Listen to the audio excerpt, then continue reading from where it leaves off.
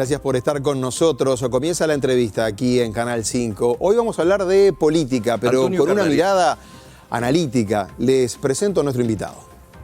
Lo es doctor en ciencia política. Nació el 9 de septiembre de 1970, pasó su infancia en Colón y actualmente vive en El Cordón. Está casado y tiene 2 hijas.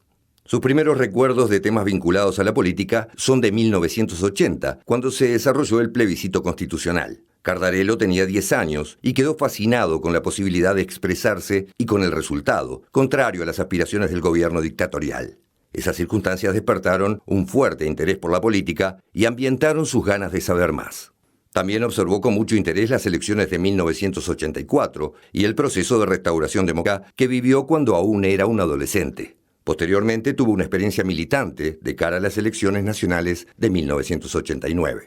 En 1990 comenzó a estudiar ciencia política en la Facultad de Derecho y hoy integra una generación de politólogos particularmente defensora de la democracia y de las instituciones. Cardarello es doctor en ciencia política por la Universidad Federal de Río Grande del Sur, en Brasil. Docente grado 3 e investigador del Instituto de Ciencia Política de la Facultad de Ciencias Sociales de la Universidad de la República, coordinador del Grupo de Estudios Subnacionales e investigador del Sistema Nacional de Investigadores. Es hincha de Nacional, suele veranear en Balizas y asiste habitualmente al gimnasio. Además, es un fanático coleccionista de hojas de votación. Antonio Cardarello, ¿cómo anda? Bienvenido. ¿Qué tal? Muy buenas noches. Gracias por la invitación, muy sorprendido por el informe. ¿Vio cómo consiguen datos ¿Cómo para se el resumen? datos? Está muy bien. ¿Sabe que cuando empecé a preparar la entrevista, sacaba cuentas y recién nuestro compañero Luis Custodio, que hace la columna de Economía, me decía que se cumplen hoy exactamente 2 años y medio del gobierno, 913 días. Estamos en la mitad del mandato. Es un buen momento, entonces, para hablar y para que esta sea la primera pregunta. ¿Cómo está viendo usted la marcha de este gobierno que significó un cambio de color político, no? Sí, bueno, es un gobierno que surge obviamente con una expectativa de cambio muy, muy importante después de 15 años de gobierno del Frente Amplio. Gana una elección muy reñida, muy competitiva en su segunda parte, pero que el resultado de octubre había dejado claro que la alternancia era la probabilidad mayor. Y en estos años se enfrenta al tema de la pandemia en un escenario donde también se está estrenando una coalición inédita entre 5 partidos, si bien son 3 los partidos relevantes de la misma, y es una coalición que por un lado logra poner en la agenda política y logra llevar adelante pese a la pandemia muchas de las propuestas que habían concitado precisamente esa posibilidad de coalición, como la ley de urgente consideración, que era un poco la nave insignia de este gobierno, y la lleva a cabo precisamente durante la pandemia. Y pandemia mediante se da una situación inédita en Uruguay de que es un gobierno que recibe muy poco rechazo por parte de la oposición, o muy poco enfrentamiento, mejor dicho, por parte de la oposición. Por ejemplo, durante el primer año de gobierno no tuvimos ninguna interpelación. Bueno, ahí se puede decir también que el Frente Amplio no encontraba por dónde pegarle tampoco, ¿no? Sí, por un lado es cierto.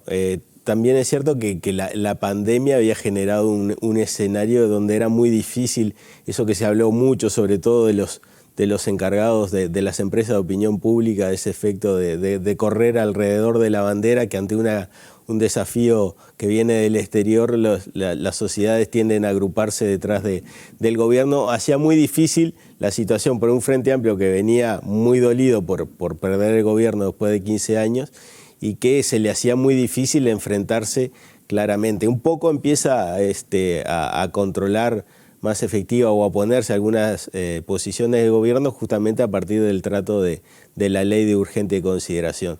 Pero el gobierno como que en Pero ahí también perdió la oposición. Claro.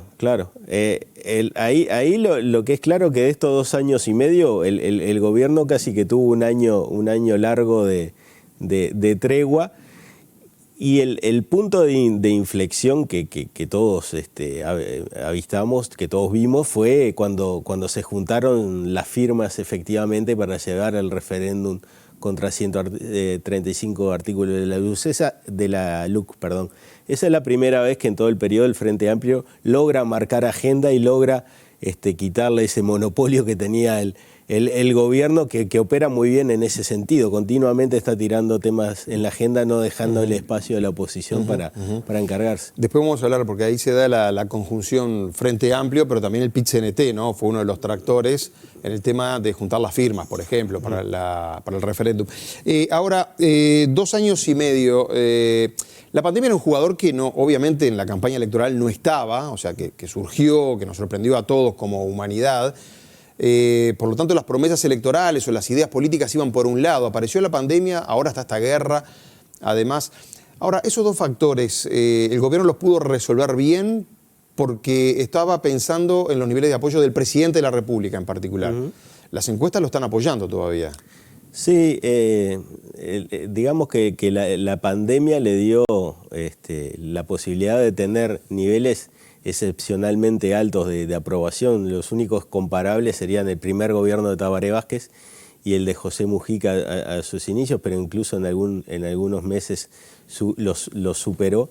Y eso se debe a este efecto que decíamos de tener un desafío externo, a un buen manejo, que eso fue reconocido, incluso hoy es reconocido por parte de la oposición, que en general se trabajó bien en el tratamiento de la pandemia y sigue siendo uno de los principales créditos que tiene el gobierno. Cuando se presentan las encuestas de evaluación del gobierno, se sigue preguntando el manejo de la salud pública, el tratamiento de la pandemia, y ese sigue siendo uno de los puntos altos. Así que todavía le da crédito. El buen manejo de la pandemia, dice usted, todavía le da crédito hoy al gobierno. Eso hizo muy buena caja para entenderlos y sigue gozando de ese respaldo que se generó en la pandemia. Al punto que, o sea que a veces el ministro de Salud capaz que se va para la OPS también, la Organización Panamericana de la Salud. Seguramente incidió todo cómo se trabajó en Uruguay para que ahora sea uno de los candidatos. Claro, el ministro de Salud Pública, que generalmente había sido,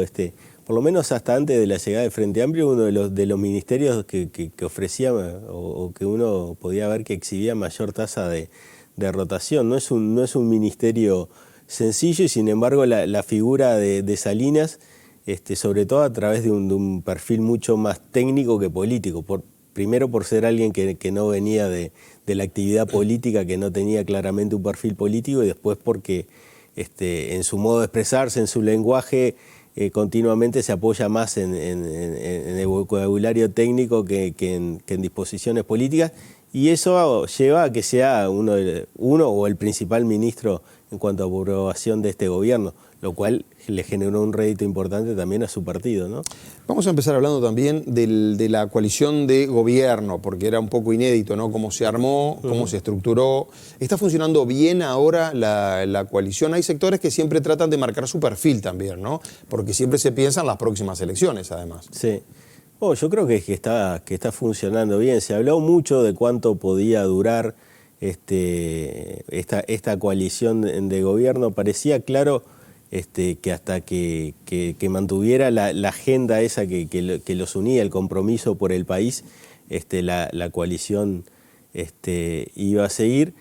Se dan algunos procesos inesperados también, que ponen en distinta situación a los integrantes de la coalición.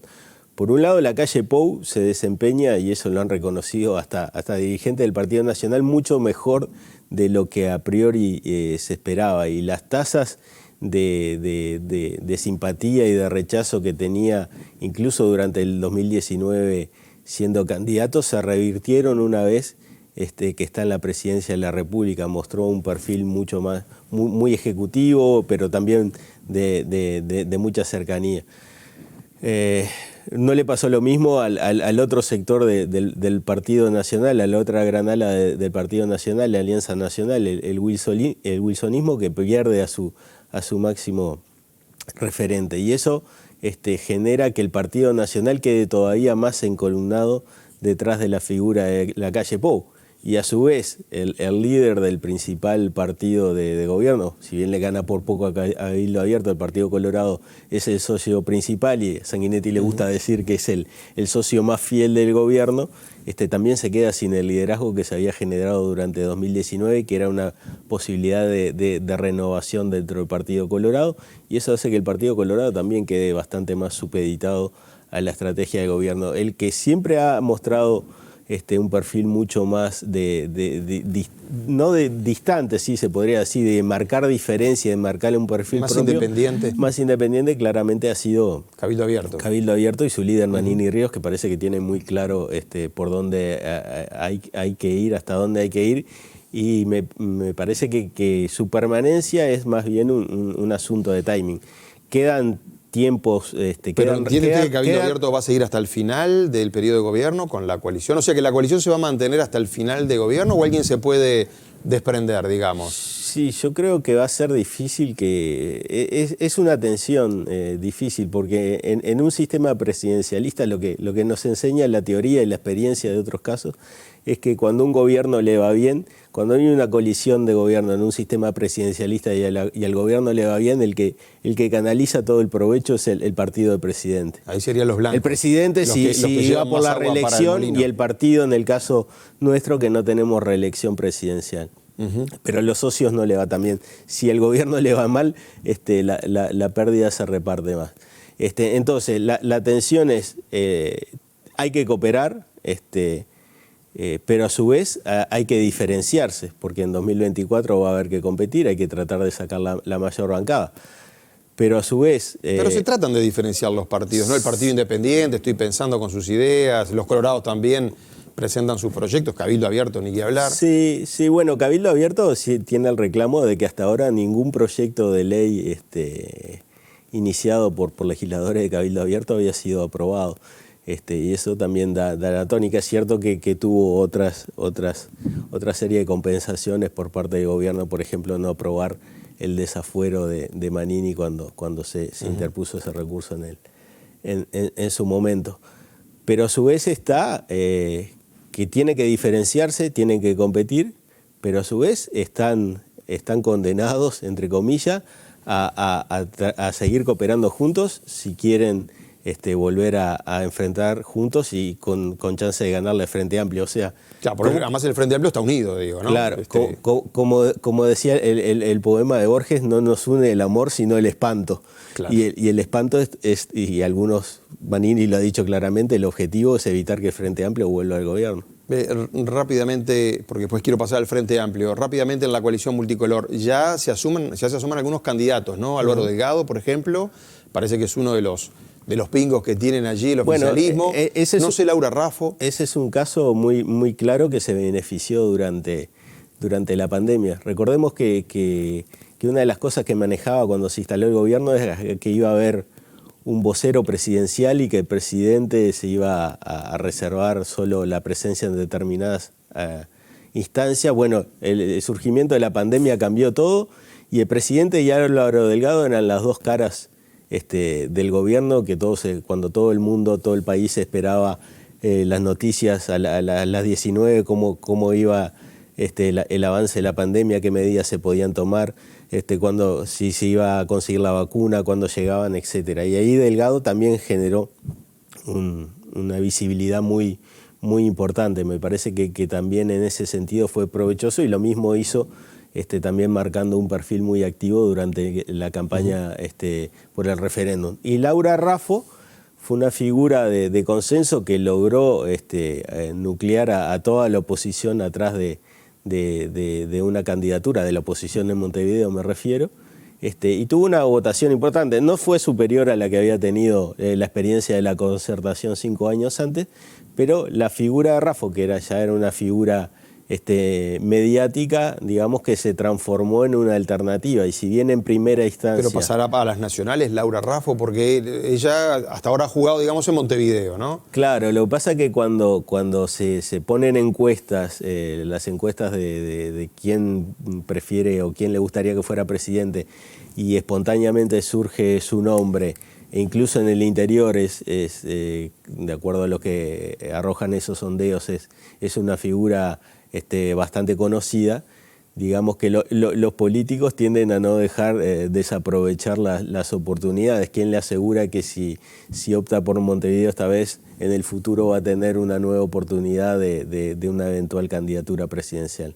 Los políticos tratan de jugar en el corto plazo. En Cabildo Abierto está claro que es Manini Ríos el que va adelante, digamos, ¿no? El conductor sí, de ese digamos partido. Que es el, pero los Colorados, quería preguntar. Es el único que no tiene demasiada resistencia ahí. No, y que no tiene ninguna expectativa de que haya un desafiante ni haya una posibilidad de alguien que lo sustituya. ¿Los Colorados? ¿Siguen esperando por Pedro Bordaberry o...? Sí, el Partido Colorado está en una situación que parece no tener... Está arrastrándose en esta crisis desde el resultado de 2004 y cuando parecía que habían encontrado en Talvi una figura de renovación que incluso había generado un cambio en el electorado colorado, porque ahí distintos estudios han mostrado que hubo un corrimiento, incluso gente que había votado al Frente Amplio en elecciones anteriores votó al Partido Colorado por la figura de Talvi, o sea que corrió el Partido Colorado un poquito hacia el centro. Si vuelve Bordaberry, claramente el partido vuelve a recostarse más hacia la derecha en una casi superposición por la disputa electoral con Cabildo Abierto. Las encuestas también mostrando escenarios dicen que el Partido Colorado votaría un poquito mejor con Bordaberry que sin Bordaberry, pero en todo caso los partidos uruguayos han votado bien cuando tienen dos alas atractivas que tratan de compensar, una que puede ser más hacia el centro, otra más hacia la derecha, pero en el caso de Ballista parece claro que Sanguinetti no va a ser nuevamente candidato por un motivo de edad, y ahí los dos sectores están en un proceso de... el sector ballistas, en el sector de Ciudadanos, bueno, está la figura de Aredian Peña que concita las mayores adhesiones de ese sector, pero hay que ver si de su rol de ministro logra proyectarse en una figura presidencial. Obviamente siempre estar en el gobierno tiene la facilidad de ser una vidriera para que se ¿no? Le pasa lo mismo a Pablo Mieres con el Partido Independiente, por ejemplo, un partido que votó mal, si se quiere, tienen un solo diputado, pero ahora con la gestión de Mieres en el ministerio, que va a ser el candidato, supongo. Eso tampoco está hablado. Eso también parece que no habría no habría demasiadas sorpresas en que Pablo fuera nuevamente el candidato del Partido Independiente. Lo que hay que ver, el Partido Independiente también está muy pegado a la gestión de gobierno y necesariamente va a intentar repetir en una experiencia en esta coalición. Difícilmente pueda jugar ese rol que Mieres tenía antes de 2019, de que el Partido Independiente fuera un poco el fiel de la balanza entre los dos bloques. Ahora parece claro que el Partido Independiente forma parte de uno de esos bloques. Vamos a hablar del Frente Amplio. El Frente Amplio ahora tiene a Fernando Pereira, digamos, ¿no? como conductor. Está llevando adelante una política más dura de enfrentamiento con el gobierno, con Pereira a la cabeza, digamos. Sí, yo creo que era algo que el electorado frente amplista esperaba después de una presidencia como la de Fernando Miranda, donde no había jugado un rol demasiado visible o demasiado destacado en términos de relacionamiento político.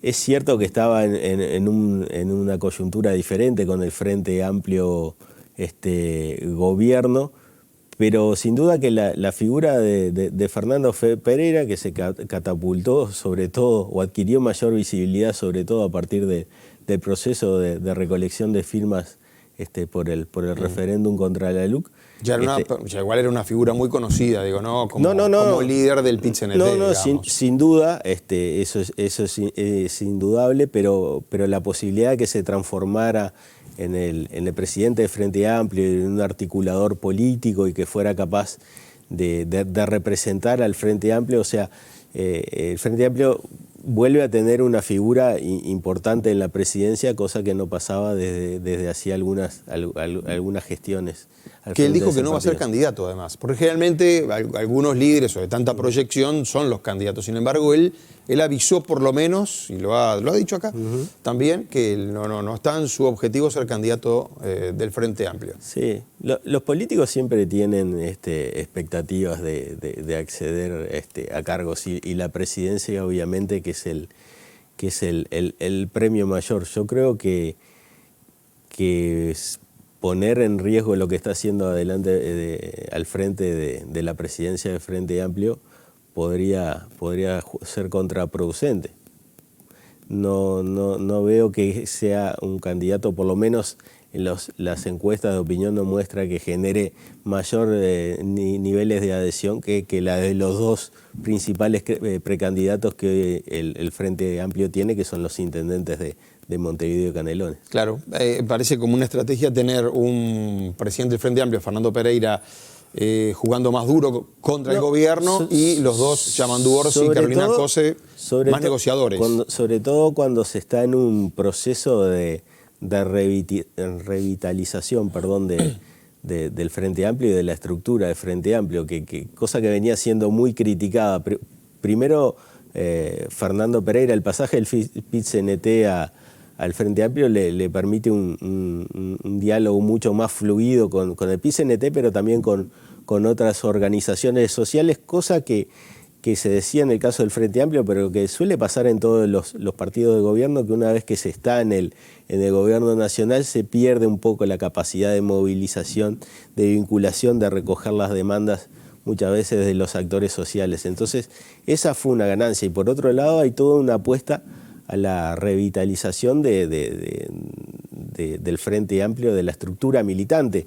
Hay un libro que ahora los dirigentes del Frente Amplio han tomado, se lo han tomado muy en serio y lo están citando a menudo, de tres colegas, de Fernando Rosenblatt, Rafael Piñeiro y Verónica Pérez, que habla de la importancia de la militancia política en el caso del Frente Amplio, que es un caso único en el país, en la región y de los pocos países en el mundo. El sistema de comité de bases, que ¿no? tiene, se mantiene como algo novedoso y sigue siendo un bastión allí de la militancia. Claro, que tiene una militancia muy activa. En tiempos que uno podía pensar, bueno, ahora van a primar las redes sociales y los mensajes por tweets y eso, los comités de base han mostrado, e incluso la apuesta del Frente Amplio es a crear 100 comités de bases más en todo el territorio y aumentar la presencia del territorio. Entonces me parece que en ese sentido el rol que está jugando Fernando Pereira es trascendental y ir atrás de una candidatura me parece que le restaría esfuerzos en ese sentido. Yamandu Orsi y Carolina Cose son los dos precandidatos que tiene hoy el Frente, ¿o ve usted algún otro ahí en la vuelta? Bueno, hay otros nombres que se manejan, o sea, que también fueron precandidatos en 2019, como son los del senador Mario Vergara del sector de progresistas sereñistas y del senador Oscar Andrade del Partido Comunista. Ambos fueron precandidatos, también tercero y cuarto en la elección de 2019 y son un poco como precandidatos también que uno podía pensar naturales. Sin embargo, también ahí están las alianzas y los acuerdos que hay que estar. Claramente la figura de Andrade está más cercana, incluso fueron un sublema común, una lista común al Senado y apoyó a la actual intendenta en su campaña, en el caso de Andrade. Y en el caso de Vergara, ahí hay como una reconstrucción del espacio sereñista, socialdemócrata, si se quiere, lo que fue el Frente Liber Sereñi en su momento, y ahí está el debate, por lo que uno se entera a través de las discusiones o los intercambios a través de la prensa, es si les conviene presentar un candidato común o alinearse detrás de uno de los dos favoritos, que parece que no va a haber cambios, que son los dos jefes. Incluso puede comunales. surgir la fórmula de allí, según el que sea más votado en las internas, Cose Orsi o Orsi Cose, ¿no? También hay que manejar eso. Sí, que sabiendo que el Frente Amplio ya se definió en el 2019 por fórmulas paritarias y donde a su vez tendría representantes de Montevideo y del interior, cosa que no hizo en la elección anterior, por ejemplo. Carralero, me quedan unos minutos. El PIT-CNT, desde el oficialismo se le critica mucho como que el PIT-CNT y el Frente Amplio es más o menos todo lo mismo. ¿Se ve así desde la cátedra también? Bueno, no, en realidad no. Sí que hay una fuerte conexión y que hay vínculos y que hay dirigentes del PIT-CNT que a su vez son adherentes o militantes o incluso han ocupado cargos de representación del Frente Amplio. Pero no se puede decir que en el caso de uruguayo el movimiento sindical y un partido político sean la misma cosa. Es una relación diferente si queremos tener un punto de comparación con lo que ha sido históricamente el movimiento justicialista y el sindicalismo, donde ahí claramente hay una imbricación y son prácticamente lo mismo. Incluso el sindicalismo era una de las ramas originales en la que se dividía el justicialismo en la etapa del primer peronismo. En el caso del Frente Amplio, es cierto que hay procesos de conformación y la creación de la CNT en el 65, de unidad de todas las centrales sindicales, antecede y es una referencia para la creación del Frente Amplio en el 71. Pero si bien hay vasos comunicantes muy amplios, no se puede decir que se trate de la misma estructura. Hay sí una sintonía ideológica, digamos. Hay una sintonía ideológica, pero el PIT-CNT no dudó en hacerle paros y huelgas a los gobiernos del Frente Amplio. No le tembló el pulso a los dirigentes sindicales para oponerse o tomar medidas contra un gobierno que, por otra parte, tampoco dejaba de reconocer que apoyaba. Y contra este gobierno, ¿cómo ve al PIT-CNT? ¿Lo ve que está primando la línea moderada, digamos, o una línea más dura también? Y actualmente lo que parece es que se maneja, sobre todo a partir de la campaña por el referéndum y de algunas reformas muy importantes, como son la reforma de la educación y la que ahora está en carpeta y se está discutiendo, que es la reforma de la seguridad social. Me parece que ahí el movimiento sindical claramente, sobre todo se está viendo mucho en este proceso de rendición de cuentas, está mostrando una posición mucho más firme y más de enfrentamiento para el gobierno. Así como decíamos que el primer año y medio o casi 2 años de gobierno habían sido inusualmente suaves para el gobierno o benignos para el gobierno, ahora estamos más o menos en una etapa parecida a la que han sufrido la mayoría de los gobiernos del 85 para acá. En un minuto que me queda nada más. Hay otros jugadores también, estábamos hablando del PIT-CNT. Sería injusto no nombrar la Asociación Rural, que también juega su partido. En ese lado tiene más sintonía con los partidos del gobierno de coalición, digamos. Está también el movimiento Un Solo Uruguay, que bueno, golpea parejos, ¿no? Porque ha sido crítico de todos. No sé cómo los está viendo a ellos también. Bueno, el caso de la Asociación Rural claramente se siente más cercano a las posiciones de gobierno. O sea, quedó de manifiesto cuando la posibilidad de celebrar un tratado de libre comercio con China es de los sectores que ha dado un respaldo más firme al gobierno, cuando el gobierno reclama también de la oposición y del PIT-CNT también que hagan un respaldo, sobre todo del Frente Amplio, que haga un respaldo más firme a la posibilidad de un tratado de libre comercio, que incluso también se empezó a trabajar durante los gobiernos del Frente Amplio. Pero en el caso de la Asociación Rural parece mucho más claro que hay una mayor sintonía. También en el origen de un Solo Uruguay claramente había una mayor afinidad entre este movimiento y los partidos que hoy son gobierno. El Frente Amplio ha hecho un mea culpa y en esta campaña, volviendo un poco a lo que ha sido la actividad del Frente Amplio, se ha comunicado también con dirigentes de un Solo Uruguay, y ambos sectores, el partido político y el grupo de presión, han manifestado que le faltó a los dos un poco de cintura para sentarse a hablar y para conversar. En 10 segundos, ¿cree que el Frente Amplio va a votar la reforma de la Seguridad Social? Porque vio que esta reforma todos dicen que es necesaria. Después se está discutiendo porque hay que mirar ya a largo plazo y hay costos hasta electorales. ¿El Frente Amplio, usted cree que va a dar los votos o se va a mantener de este lado? Por cómo viene la discusión, me parece difícil que dé los votos. Me parece que incluso en algunos sectores de gobierno Hubo desde hace un mes como un tira y afloje entre Cabildo Abierto y el Frente Amplio, pidiéndole por un lado que el Frente Amplio apoyara la reforma, y el Frente Amplio le decía al Partido Nacional, bueno, pero si uno de tus socios dice que no va a apoyar la reforma, ¿por qué la tendría que apoyar yo? Y de hecho los partidos de la coalición de gobierno tienen los votos necesarios para aprobarlo. La última reforma de la seguridad social que tenemos, que se aprobó en el 95, fue con los votos de los partidos de la coalición de ese momento en el segundo gobierno de Sanguinetti, que eran el Partido Nacional y el Partido Colorado. Fue cuando se crearon las AFAP, por ejemplo. Carralero, muchísimas gracias por venir. No, por favor, un gusto. Y suerte siempre. ahí en su trabajo en la Universidad de la República. Bueno, muchas gracias. ¿Va a ir el domingo al Clásico o no? Porque vi que era hincha de Nacional ahí en la presentación. Sí, pero lamentablemente no. Lo mira por televisión. Lo voy a mirar por televisión. Voy a dejar para ir a partidos más tranquilos. Está muy bien. Gracias, de verdad. Amigos, de ustedes también me despido. Buenas noches. Gracias.